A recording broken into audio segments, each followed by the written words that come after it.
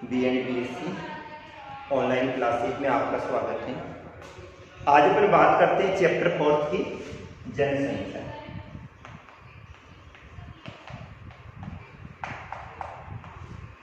यानी जनसंख्या किसे कहा जाता है? तो किसी क्षेत्र विशेष में निवास करने वाले व्यक्तियों की संख्या को क्या कहा जाता है? जनसंख्या। जन का मतलब लोग होते हैं, संख्या उनकी गिनती होती है। अर्थात किसी भी क्षेत्र विशेष में निवास करने वाले व्यक्तियों की संख्या को क्या कहा जाता है? जनसंख्या कहा जाता है। जनसंख्या के अंतर्गत अपन किसका अध्ययन करते हैं? जनसंख्या संगठन का अध्ययन किया जाता है।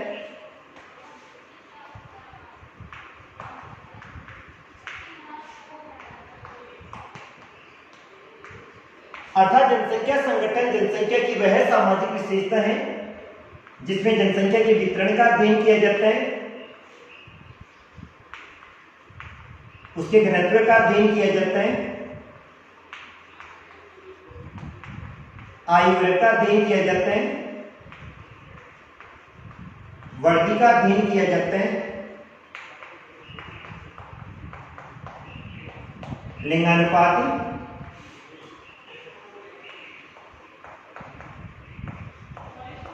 साक्षरता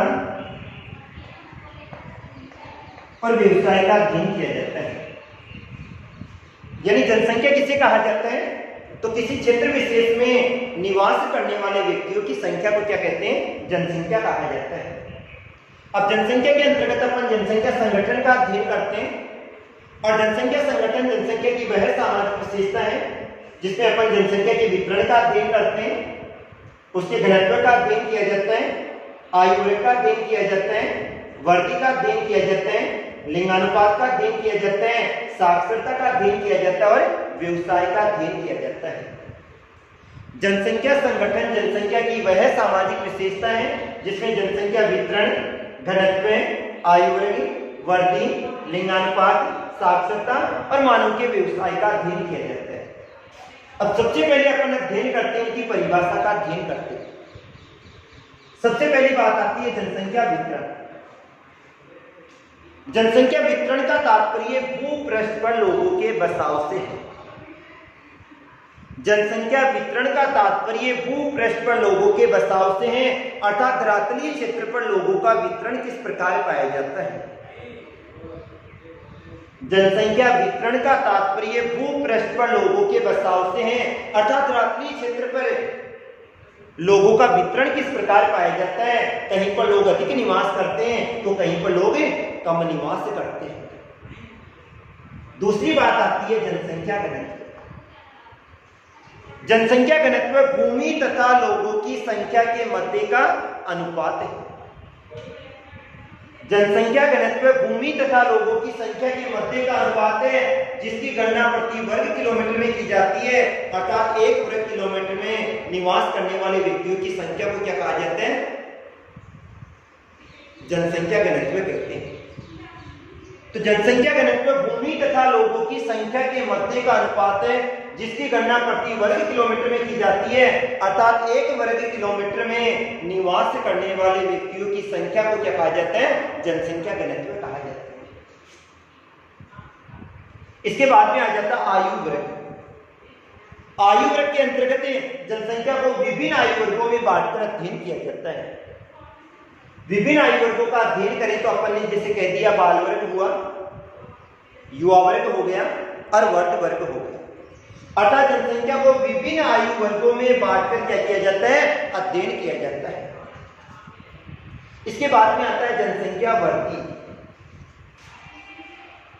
जनसंख्या वर्दी का तात्पर्य जनसंख्या परिवर्तन से है।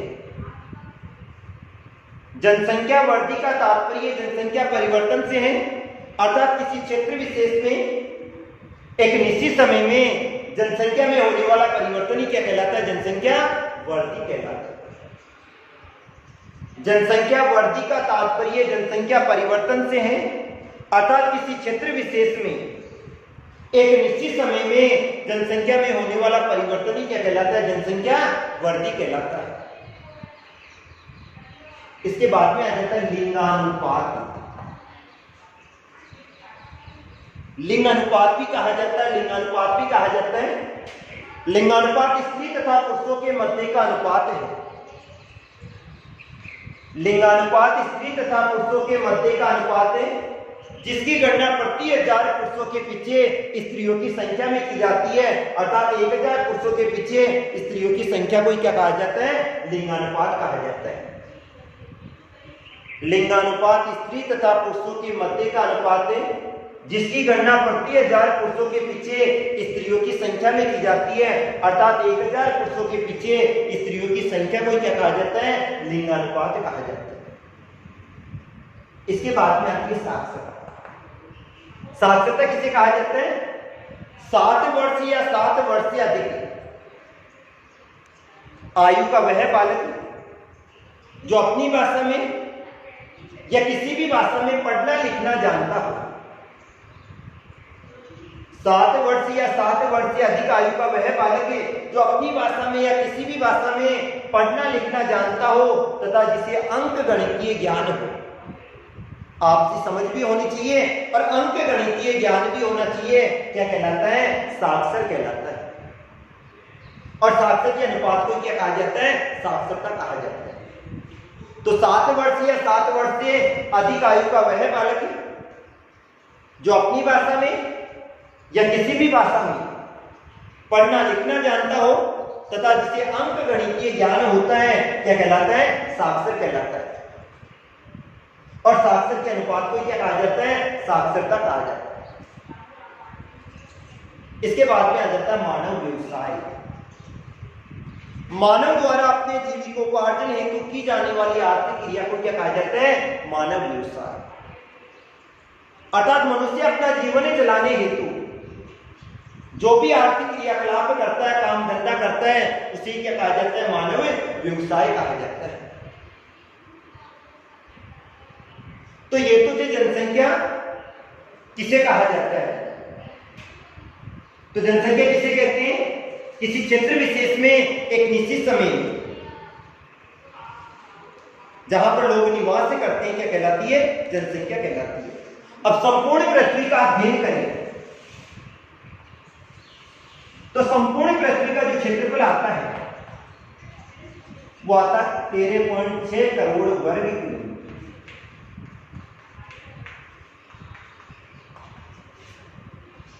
अगर इसी क्षेत्रफल पर अपन जनसंख्या का अध्ययन करें तो यहां पर कितने लोग निवास करते हैं? 714 करोड़ व्यक्ति निवास करते हैं।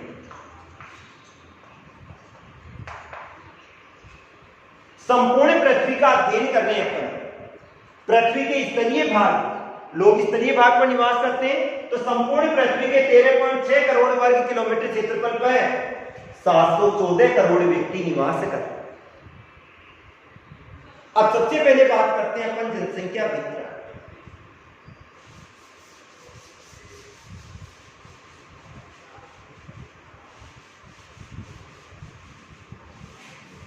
तो जनसंख्या वितरण का तात्पर्य भूपृष्ठ पर लोगों के बसाव से है, अर्थात रात्रि क्षेत्र पर लोगों का वितरण किस प्रकार पाया जाता है। अब अपन संपूर्ण विश्व की बात करते हैं। संपूर्ण विश्व की बात करें तो सबसे पहला पॉइंट आता है 90% जनसंख्या उसके 10% भूभाग पर निवास करती है। 90% जनसंख्या उसके 10% भूभाग पर निवास करती है और 10% जनसंख्या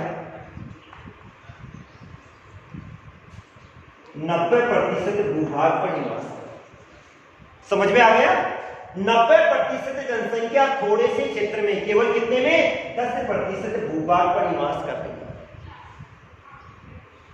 और 10% जनसंख्या, थोड़ी सी जनसंख्या कितने प्रतिशत है? 90% भूभाग पर आराम से निवास करती है। अर्थात ये बात स्पष्ट हो रही है, जहां पर मानव निवास हेतु अनुकूलतम दशाएं पाई जाती है, लोग अधिक निवास करते हैं, और जहां पर मानव निवास हेतु अनुकूलतम दशाएं कम पाई जाती है, लोग निवास नहीं करते। और यही बात स्पष्ट हो रही है, 90% जनसंख्या थोड़े से क्षेत्र में निवास कर रही है, अर्थात इस क्षेत्र में मानव निवास हेतु अनुकूलतम दशाएं अधिक पाई जाती है। जबकि 10% जनसंख्या 90% भूभाग पर निवास कर रही है, मानव निवास हेतु अनुकूलतम दशाएं क्या पाई जाती है? कम पाई जाती है। ये वाले क्षेत्र का अध्ययन करें तो अनुकूल जलवायु पाई जाती है, रोजगार के साधन अधिक पाए जाते हैं, उद्योग पाए जाते हैं, नगरीय क्षेत्र पाए जाते हैं। और यहां का अध्ययन करें तो या तो पर्वतीय क्षेत्र है, या पठारी क्षेत्र है, या ध्रुवीय क्षेत्र है, या विश्वतरेखीय वनों वाले क्षेत्र है, जहां पर मानव निवास हेतु अनुकूलतम दशाएं क्या पाई जाती है? कम पाई जाती है। तो 90% जनसंख्या उसके 10% भूभाग पर निवास कर रही है, और 10% जनसंख्या उसके कितने पे? 90% भूभाग पर निवास करती है। दूसरी बात आती है, विश्व की 85% जनसंख्या उत्तरी गोलार्ध में निवास करती है, और बाकी 15% जनसंख्या दक्षिणी गोलार्ध में निवास करती है। विश्व की 85% जनसंख्या कहां पर निवास कर रही है? उत्तरी गोलार्ध में निवास कर रही है, जबकि 15% जनसंख्या कहां पर निवास कर रही है? दक्षिणी गोलार्ध में निवास कर रही है।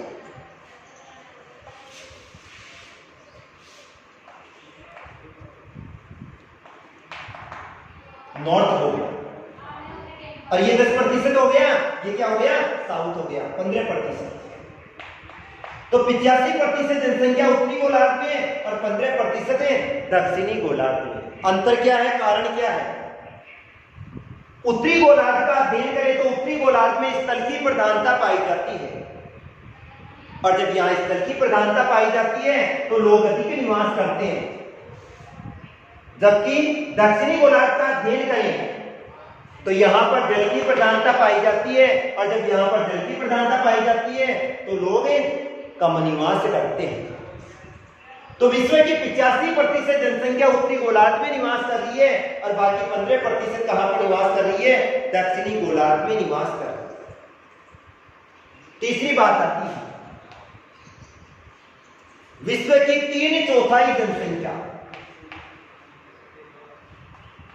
2 महाद्वीपों में निवास करती है, एशिया और यूरोप महाद्वीप। विश्व की 3/4 जनसंख्या कहां निवास कर रही है? एशिया और यूरोप महाद्वीप में निवास कर रही है। 4 भाग में से केवल 3 भाग तो दोनों में हो गए, और अकेले एशिया का अध्ययन करें तो विश्व की 60% जनसंख्या अकेले कहां पर निवास कर रही है? एशिया महाद्वीप में। इसको मानव की जन्मभूमि भी कहा जाता है। मनुष्य का जन्म कहां से प्रारंभ हुआ था? एशिया से मानव की जन्म स्थली कहा जाता है। तो विश्व की 3/4 जनसंख्या अकेले एशिया और यूरोप महाद्वीपों में निवास कर रही है, और अकेले एशिया महाद्वीप में विश्व की कितने प्रतिशत निवास कर रही है? 60% जनसंख्या निवास कर रही है। स्पष्ट हो रहा है, एशिया महाद्वीप में कृषि हेतु अनुकूलतम दशाएं पाई जाती है, जबकि यूरोप महाद्वीप में उद्योगों की स्थापना हुई है। वहां पर कोयला पेटी पाई जाती है, उसमें खनन कार्य होता है, अतः वहां पर जनसंख्या अधिक निवास कर रही है। इसके बाद में आता है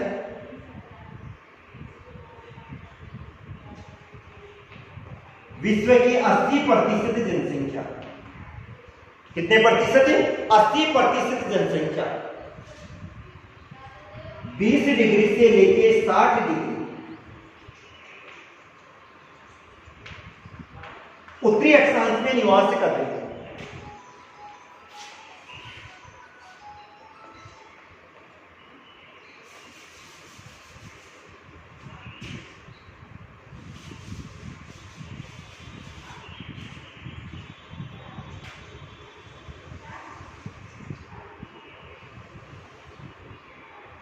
विश्व की 80% जनसंख्या का अध्ययन करें तो 20 डिग्री से लेके 60 डिग्री उत्तरी अक्षांश तक कितने प्रतिशत जनसंख्या निवास कर रही है? 80% जनसंख्या निवास कर रही है। बीच वाले चित्र का अध्ययन करें तो 0 डिग्री अक्षांश रेखा, जिसको अपन भूमध्य रेखा कहते हैं, यहां पर न तो तापमान अधिक पाया जाता है न तापमान, और तापमान की अधिकता पाई जाती है, अतः यहां पर वर्षा भी क्या होती है? अधिक होती है। और वर्षा की अधिकता के कारण से सघन पेड़ पौधे पाए जाते हैं, यहां तो लोग निवास नहीं करते। लेकिन 20 डिग्री से लेकर 60 डिग्री उत्तरी अक्षांश तक मानव निवास हेतु अनुकूलतम दशाएं अधिक पाई जाती है, और मानव निवास हेतु अनुकूलतम दशाएं अधिक पाए जाने के कारण से यहां पर जनसंख्या अधिक निवास करती है। 20 डिग्री से 40 डिग्री उत्तरी अक्षांश तक कृषि हेतु अनुकूलतम दशाएं पाई जाती है। किसके लिए? कृषि हेतु अनुकूलतम दशाएं पाई जाती है। जबकि 55 डिग्री अक्षांश के पास में यूरोप की कोयला पेटी पाई जाती है, और कोयले को शक्ति का स्रोत माना जाता है। अतः प्राचीन काल में जहां पर शक्ति का स्रोत यानी कोयला पाया जाता था, वहीं पर किसकी स्थापना होती थी? उद्योगों की स्थापना होती थी, और उद्योग लोगों को द्वितीय श्रेणी का रोजगार उपलब्ध करवाते हैं। अतः जहां पर औद्योगिक इकाइयां पाई जाती है, वहां पर जनसंख्या अधिक निवास करती है। तो 20 डिग्री से लेकर 60 डिग्री उत्तरी अक्षांश तक विश्व की कितने प्रतिशत जनसंख्या निवास करती है? 80% जनसंख्या निवास करती है। इसके बाद में अगला पॉइंट आता है, विश्व की 75% जनसंख्या तटवर्ती क्षेत्रों में निवास करती है। तटवर्ती का मतलब क्या होगा? समुद्र के तटवर्ती क्षेत्रों में। जैसे भारत का अध्ययन करें तो एक तरफ अरब सागर आ गया और एक तरफ आ गया बंगाल की खाड़ी। ये जो तटवर्ती क्षेत्र है, यहां पर जनसंख्या अधिक निवास करती है, और जैसे जैसे आंतरिक भाग की ओर जाते हैं, जनसंख्या क्या हो जाती है? कम हो जाती है। तो विश्व की 75% जनसंख्या इन तटवर्ती क्षेत्रों में निवास कर रही है, और जैसे जैसे आंतरिक भाग की ओर गए, जनसंख्या क्या हो गई? कम हो। जनसंख्या कम क्यों हुई? क्योंकि यहाँ पर जलवायु भी अनुकूल पाई जाती है, दूसरे देशों से संपर्क भी पाया जाता है, अतः रोजगार के साधन भी क्या होते हैं? अधिक होते हैं। और आंतरिक भाग में रोजगार के साधनों की कमी हो जाती है, अतः वहां पर जनसंख्या कम पाई जाती है। तो विश्व की 75% जनसंख्या कहाँ निवास कर रही है? तटवर्ती क्षेत्रों में निवास कर रही है, क्योंकि अनुकूल जलवायु पाई जाती है, दूसरे देशों से संपर्क भी रहता है, और रोजगार के साधन भी अधिक पाए जाते हैं। फिर इसके बाद में आता है,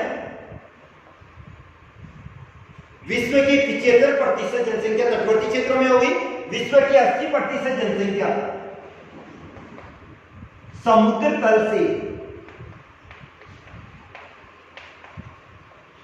500 मीटर की ऊंचाई पर निवास करती है। जैसे जैसे ऊंचाई की ओर जाएंगे, वायुदाब क्या हो जाएगा? कम हो जाएगा, क्योंकि ऊंचाई के साथ गुरुत्वाकर्षण बल कम होगा, और गुरुत्वाकर्षण बल कम होगा तो वायुमंडल का क्या होगा? अभाव होगा। तो 500 मीटर की ऊंचाई तक विश्व की 80% जनसंख्या निवास करती है, और इसके ऊंचाई वाले भागों में केवल जनजाति विशेष के लोग ही निवास करते हैं, जो चलवासी पशुचालन करते हैं, एक स्थान से दूसरे स्थान पर घूमते रहते हैं। तो 500 मीटर की ऊंचाई तक 80% जनसंख्या निवास करती है, और ऊपर वाले क्षेत्र में वायुमंडल का अभाव होने के कारण से न जलवाष्प भी कम पाई जाती है, धूल के कण भी कम पाए जाते हैं, और गैसें भी कम पाई जाती है, अतः लोग निवास कम करते हैं। इसके बाद में आता है अगला पॉइंट, विश्व की 60% जनसंख्या 10 आबाद देशों में निवास करती है। इनमें से 6 अकेले कहां पर स्थित है? एशिया महाद्वीप में स्थित है। विश्व की 60% जनसंख्या 10 आबाद देशों में निवास करती है। आबाद का मतलब है बसे हुए देशों में निवास करती है, और उनमें से 6 अकेले कहां पर स्थित है? एशिया महाद्वीप में स्थित है। अब 6 का अध्ययन करिए तो पहला स्थान तो किसका आएगा? चीन का आता है, और दूसरा स्थान किसका आएगा? भारत का। 60% जनसंख्या 10 आबाद देशों में निवास कर रही है, उनमें से 6 अकेले कहां पर हो गए? एशिया महाद्वीप में हो गए। इनमें पहला स्थान किसका आया? चीन का, और दूसरा स्थान किसका आ गया? भारत का आ गया। तो जनसंख्या वितरण प्रारूप के अनुसार 90% जनसंख्या 10% भूभाग में निवास कर रही है, और 10% जनसंख्या 90% भूभाग में निवास कर रही है। विश्व की 85% जनसंख्या उत्तरी गोलार्ध में निवास कर रही है, और 15% जनसंख्या दक्षिणी गोलार्ध में निवास कर रही है। विश्व की 3/4 जनसंख्या एशिया में और यूरोप में निवास कर रही है, और अकेले एशिया का अध्ययन करें तो विश्व की 60% जनसंख्या कहां पर निवास कर रही है? एशिया में निवास कर रही है, और एशिया महाद्वीप को मानव की जन्मस्थली कहा जाता है। विश्व की 80% जनसंख्या 20 डिग्री से लेके 40 डिग्री कहां पर है? उत्तरी अक्षांश में निवास कर रही है। 20 डिग्री से लेके 40 डिग्री उत्तरी अक्षांश हेतु तो करती हेतु अनुकूलतम दशाएं पाई जाती है, और 55 डिग्री अक्षांश के पास में यूरोप की कोयला पेटी पाई जाती है, अतः वहां भी जनसंख्या अधिक निवास करती है। इसके बाद में आता है विश्व की 75% जनसंख्या तटवर्ती क्षेत्रों में निवास करती है। कहां पर? समुद्र के तटवर्ती क्षेत्रों में, क्योंकि वहां पर मानव निवास हेतु अनुकूलतम दशाएं अधिक पाई जाती है, जलवायु भी अनुकूल होती है। फिर विश्व की 80% जनसंख्या समुद्र तल से 500 मीटर की ऊंचाई पर निवास करती है। 500 मीटर से अधिक ऊंचाई पर जाएंगे तो वायुमंडल का अभाव होता है, अतः जनसंख्या कम निवास करती है। इसके बाद आता है विश्व की 60% जनसंख्या 10 आबाद देशों में निवास करती है, उनमें से 6 अकेले कहां पर है? एशिया महाद्वीप में स्थित है, और पहला स्थान है चीन का, और दूसरा स्थान किसका आता है? भारत का। ओके।